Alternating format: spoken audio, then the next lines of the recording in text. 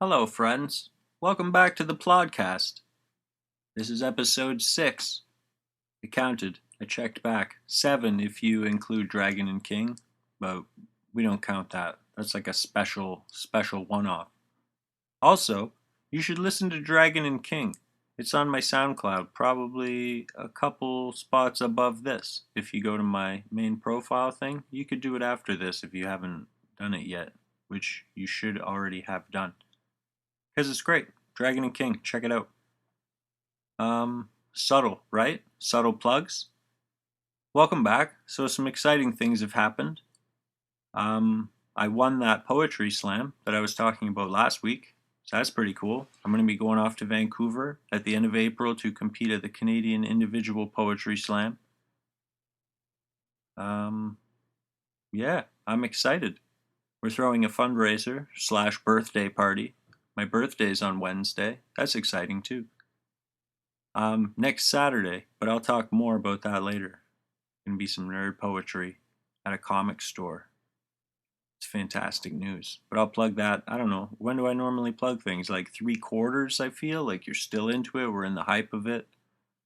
Try to decide what the most popular segment is. I think it's the 8-bit backtrack. So you put that last, right? You want to close with your big song so everyone sticks around for the other songs and the other stuff that's going on. So we'll plug some of those events just before that. Yeah, I don't know. Welcome back. It's good to be back. Let's just dive right in like we always do. Here's a poem about narrating your life. I did this one time. I had to wait I think I was at a walking clinic or something, and I had to wait. So I got a coffee. And I got out of the car. I knew I was going to need my health card, so I got my wallet out. I got my car keys. I got my coffee. I got all these things. I'm going to the waiting room, and then I just had to sit and wait and wait and wait. So I wrote this. It's called "Narrate Your Life," because sometimes it can be funny. I balanced 4 items: extra large double. 24 ounces of I'm going to write until this pen dies or I fall asleep and there's nothing in the world that can stop me. My wallet, black canvas, brimming with reward cards for places I'll never go back to. Blockbuster video card, really? An HMV gift card with like $1.07 left on it? Maybe it's expired. Do these expire? Yeah, I got air miles. Long as I've been buying Fireball whiskey, underage, from the liquor store, and gas from the shell when it's the most convenient, and when prompted by the pump after inserting my stupid debit card into the stupid slot provided, fuck yeah, I got air miles. 15 years of gas and booze. I looked it up. I can't even take my fiancée to the movies. Air miles card in my wallet. So I've got my T-Ho Dub XL, my wallet replete with relics and bullshit, and my keys. I had my keys jammed in my palm between my coffee and my skin. Coffee hot, keys sharp. Keys are stupid. Keys have been given way too much power and locksmiths nowhere near enough. Because check it out. How can I put this poetically?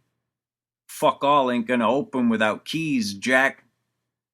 Jamming jagged keys into slots like air miles cards and gas pumps to turn on, open up, unlock, fire up, and when you lose your keys, damn.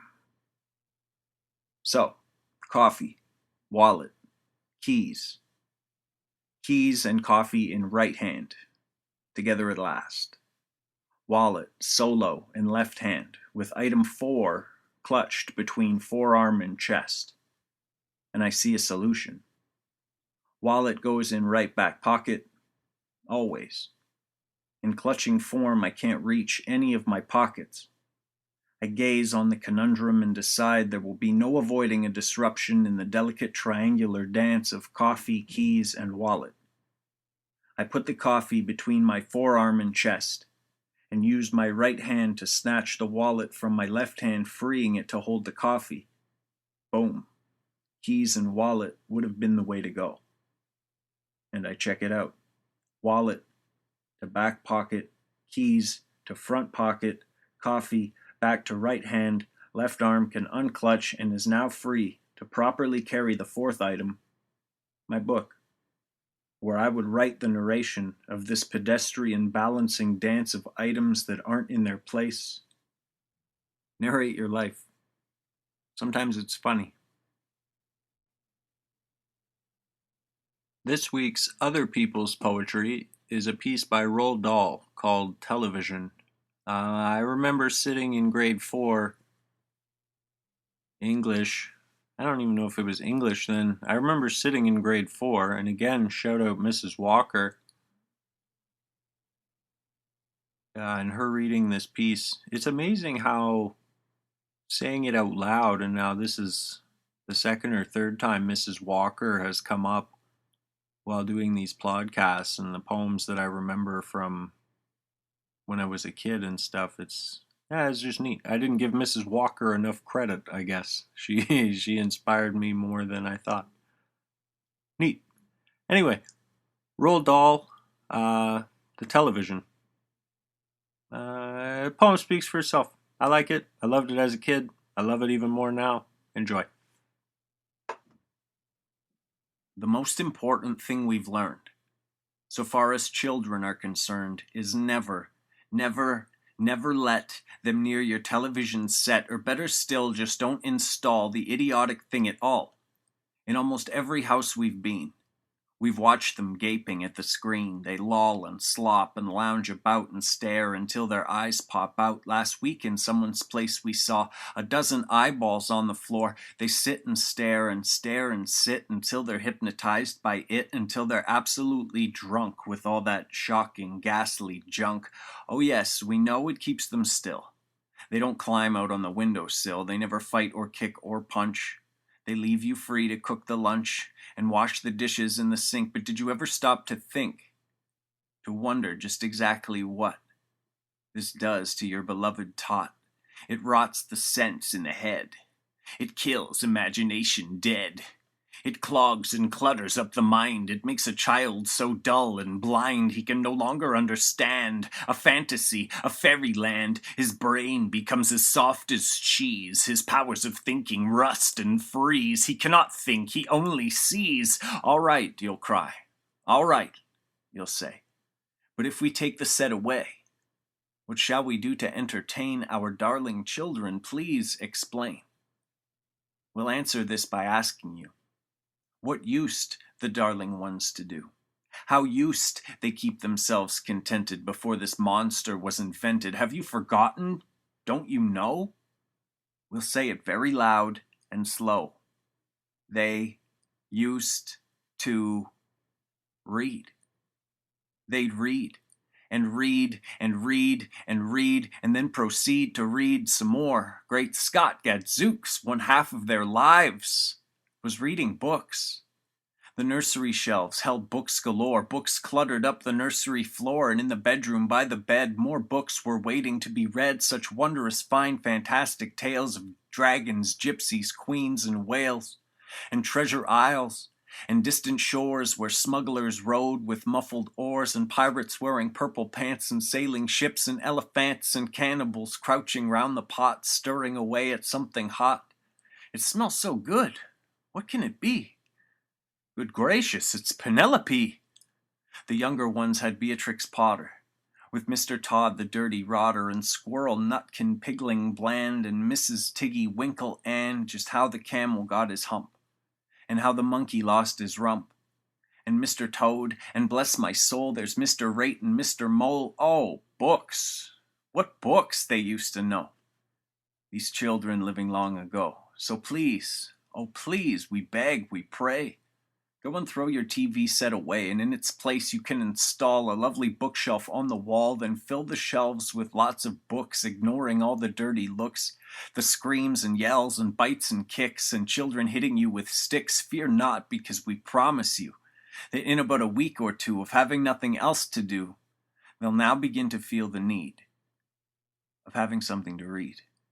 And once they start, oh boy, you watch the slowly growing joy that fills their hearts. They'll grow so keen, they'll wonder what they'd ever seen in that ridiculous machine.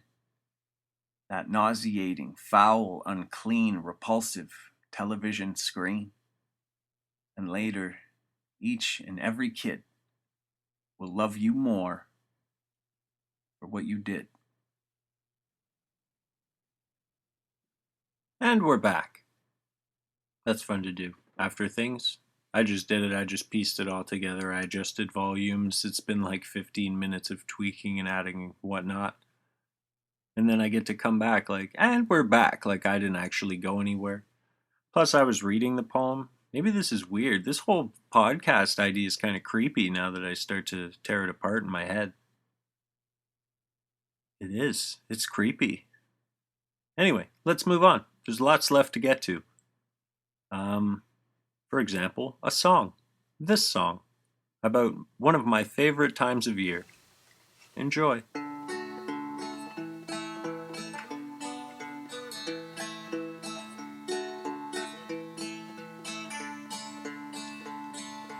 It's roll up the rim at Tim Hortons again, and I gotta tell you friends, things are looking pretty grim. I never win a donut or a free coffee. I never win the bicycle or the big screen TV. I almost won a gift card, it was too much trouble. I didn't ask for math, I just wanted a double-double. I love seeing those cups on the ground with the rims ripped out. Feels like they forgot the prizes this year, they skimped out. Because I never win the barbecue and I'll never win the car. I don't know why I even look at what the prizes are. I'll never win the barbecue, I'll never win the car. Frankly, I'd have better luck wishing on stars. But it's roll up the rim at Tim Hortons again. And I gotta tell you friends, things are looking pretty grim. I never win a donut or a free coffee. I never win the bicycle or the big screen TV. It's roll up the rim at Tim Hortons again. I gotta tell you friends, things are looking pretty grim. It's roll up the rim at Tim Hortons again. I gotta tell you friends, things are looking pretty grim. It's roll up the rim, Tim Hortons again. Gotta tell you friends, things are looking pretty grim. So last episode we introduced a new segment called Mundane Made Metal. This is this week's version of that segment. It's a micro poem I wrote years and years ago called Denial. And basically I just keep repeating this one line over and over and over again until you don't believe me, I don't believe me, no one believes me. And I thought it was neat. So it's going to be even neater made metal.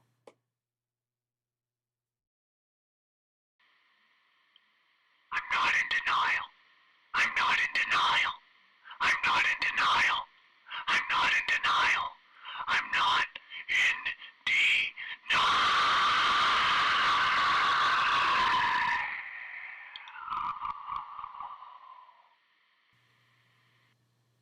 And now, a word from our sponsor. Just wake up? Sure you did. Are you angry? Of course you are. Just want to bury your fist in someone's fleshy cheek? We all do. Instead of getting violent, head to Tim Hortons immediately from bed. Hit the drive-thru, where one of our staff is sure to mishear your order. Hungry? Grab a donut and work off those calories by doing a quick 3K at a manic sprint. Steak? Pulled pork? We have that too, for some reason. So come to Tim Hortons. Tim Hortons. Maybe you won't punch someone in the face today. So since we're at about the 3/4 mark of the PlodCast, I'll do those plugs that I was talking about earlier. So I won that poetry slam. I'm going to compete nationally in Vancouver at the end of April, and we are throwing a fundraiser to help make up some of the costs because it's not cheap to go to Vancouver. This event will also be my birthday party. I'm going to be in my favorite place, the comic shop, doing my favorite thing, reading poetry, on my favorite day-ish. It's my birthday-ish. It's the closest weekend, so give me a break. Get off my back. Back up off my case. So yeah, we're going to have some fun. I'm going to do, I don't know, a whole bunch of poetry that on nerd-related topics like comic book stuff, wrestling stuff, maybe some sports shenanigans, movies, all that kind of good stuff, and it's going to be a great time. It's March 12th, starts at 8 o'clock at Comic Connection in Oakville, 490 Spears Road. Come. There's a Facebook event going around. Click attending if you plan to attend. Yeah. I guess that's it for that event. I have another event coming up March 27th, but I will talk about that more when time gets closer. It'll be in Toronto. So yeah, let's do that. Okay, without further ado, let's get to the 8-bit backtrack. I talked last week about Marvel Puzzle Quest. So I heard about the game, I downloaded the game, I played the game. I got stuck and incredibly frustrated with the game, but I thought if I could start fresh, now that I know how to play, maybe I'll do better. So I started fresh. Everything was going okay, and then my phone broke, so I had to get a new phone. So now I'm on round 3 of starting this game, and I feel like I'm better for it. I got to maximize the characters that they gave me right away, and I found the best ways to spend my weird purple currency. And I was able to move forward. But the game's hilarious. It's just so frustrating and so fun sometimes. But yeah, anyway, so I said I'd record myself playing a little bit. Here's that. The 8-bit backtrack, Marvel's Puzzle Quest. Alright, here we go. So I'm on like level, I don't know, there's like a prologue, a story mode, a versus mode, but they're all the same. It's all the same garbage. So I'm on level 3, I guess, of the prologue. It's got a big picture of Venom. Now I'm going to click on the level that I've been working on. And it's I'm fighting 3 soldiers, a level 11 and 2 level 12s. And I'm going to replay this mission. I've been working on that. Oh, where's my volume?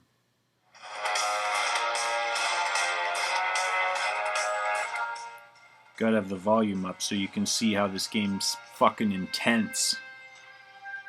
All my guys are all healed up, good to go, so I am going to go into battle with a level 40 Dr. Doom, a level 40 Super Soldier Steve Rogers, and a level 27 Iron Man Model 35, who's kind of like the baseline guy.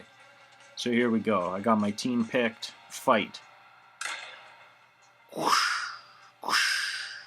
Some of the effects are nuts. You hit one button that essentially does nothing, and it goes like... so now it wants me to pick some boosts. I got a bunch. I don't know. I like to save those. Now it tells me some bullshit story that I've already seen a bunch of times, because it's like my 3rd time playing through this garbage. Start to fury. I've got hammer troops setting up outposts all over the city. I think they're looking for ISO 8. Some kind of purple currency. Whatever, I'm just going to skip it. I've seen it a bunch of times. The story's completely nonsensical and meaningless, really. Bunch of guys are trying to get this purple currency, like a fake Wolverine and like an imposter, Black Widow. And they're working with like Juggernaut.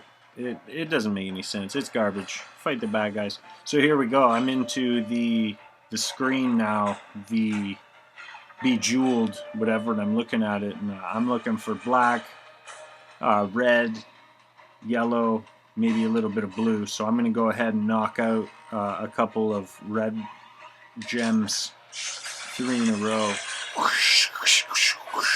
Cool, you hit that guy for 50. Alright. And now Iron Man gets a little bit of power. I'm trying to power him up so he can attack. But Dr. Doom uses the black gems, so I'm going to go ahead and clear 3 black gems. some yellow gems. And you want to like get excited and get into it, but you really got to use your imagination to sit there and think that Captain America is going to be fighting by matching colored gems. So really, the problem is that the story is so all over the place and like just kind of boring and lame that there's no real reward for me to play this game. But because it's a freemium game that was designed by scientists to get me to spend a couple of dollars, yeah, so it's not even fair. So I'm just gonna bang through. Got a blue one. This guy's laying mines and stuff all over the board. You got to break them before so many turns.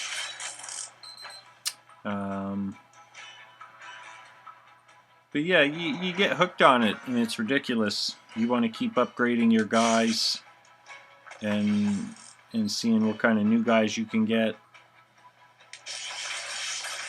Green.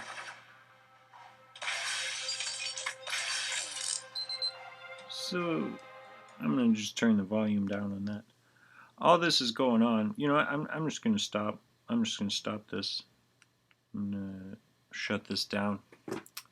If you like Bejeweled and those gem kind of games, and you like comic books even a little bit, it's a good game. You might get addicted to it, because that happens. You play through your guy's health, and then you gotta wait for your packs to come back. So, I don't know. It's fun while you're waiting in line, if you got like a few minutes. It is what it is. So I guess that's my review. To explain it, I don't know. It doesn't do it justice. I mean, I could sit here and be like, oh my god, I got yellow ones. I needed yellow ones. Now I can hit them. Like, you don't care about that. That's stupid. My ragtag grouping of people is like sometimes I don't understand where they're pulling these characters from. Like, I don't want this guy. I don't want Draken. I don't really want to be Black Widow. I don't know, B-list characters. You gotta hook me in with a good character, and then you spend your currency and take a chance to try and buy a new character, and you get garbage. You get crap characters, or you get more covers for characters you have already discarded and you don't want.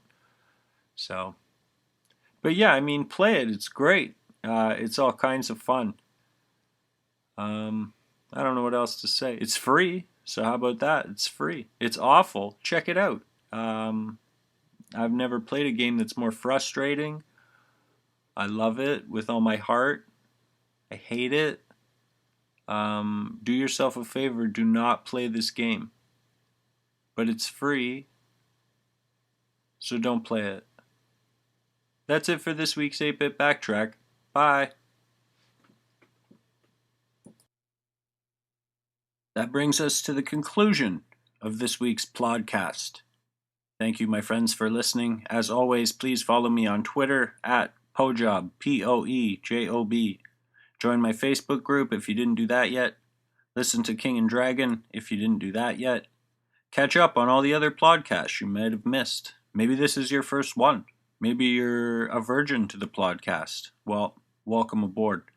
Go back, check out the other ones. We got a strict formula here.